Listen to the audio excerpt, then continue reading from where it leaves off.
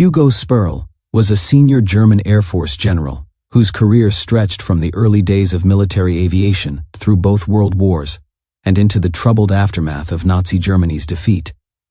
He was born on February 7, 1885, in Ludwigsburg in the Kingdom of Württemberg, which was then part of the German Empire.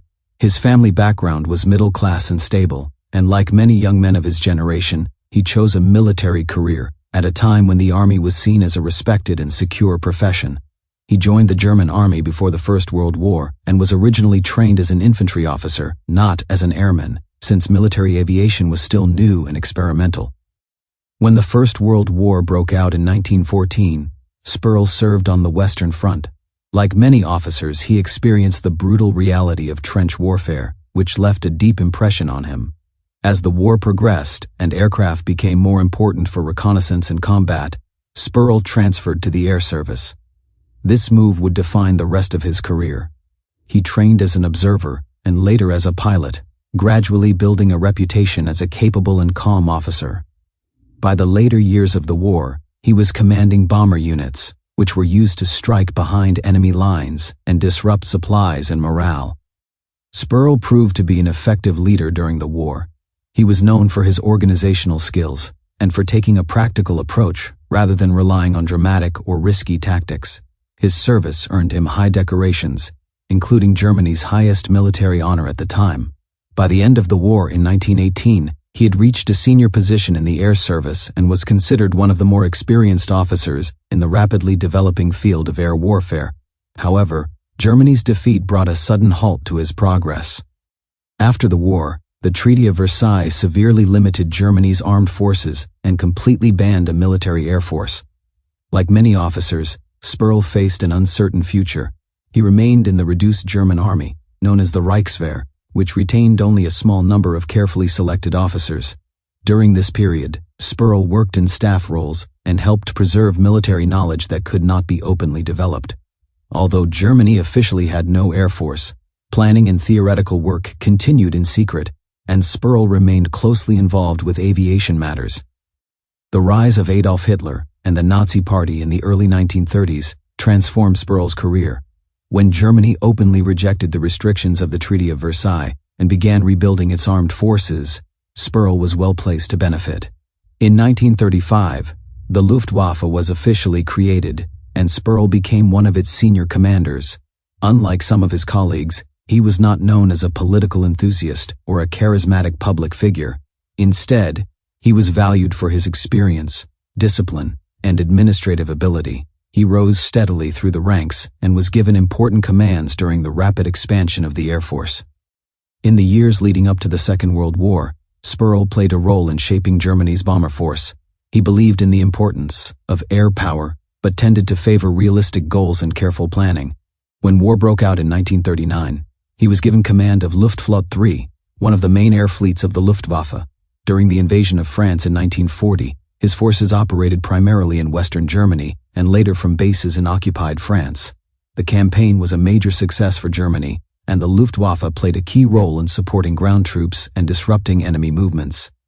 After France fell, Sperrle's air fleet became central to the planned campaign against Britain.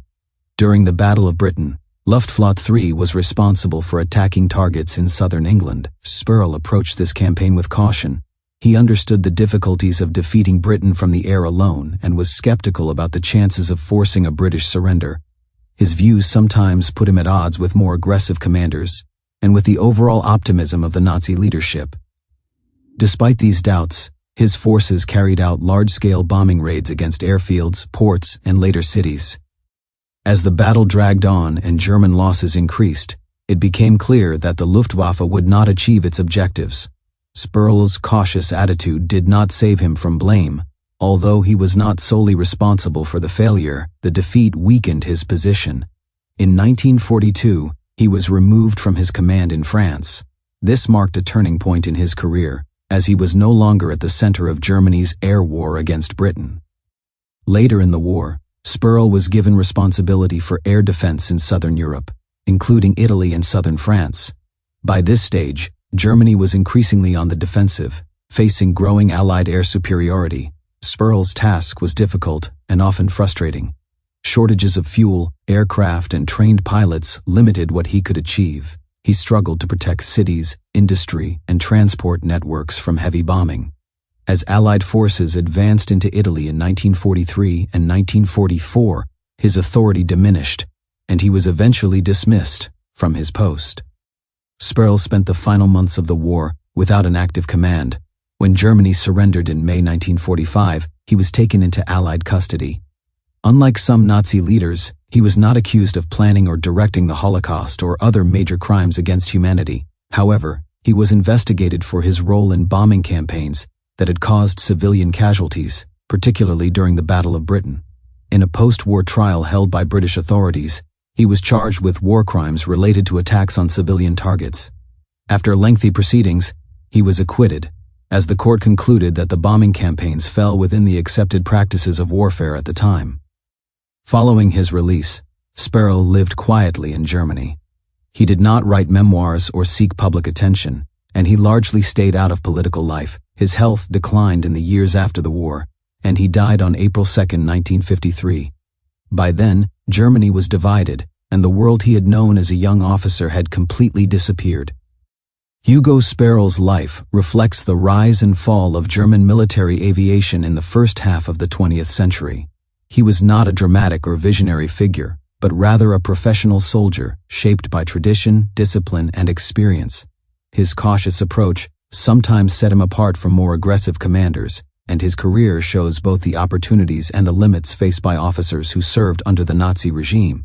Today, he is remembered mainly as one of the senior Luftwaffe generals who played a significant role in the early successes of German air power and in its eventual failure against stronger and more determined opponents.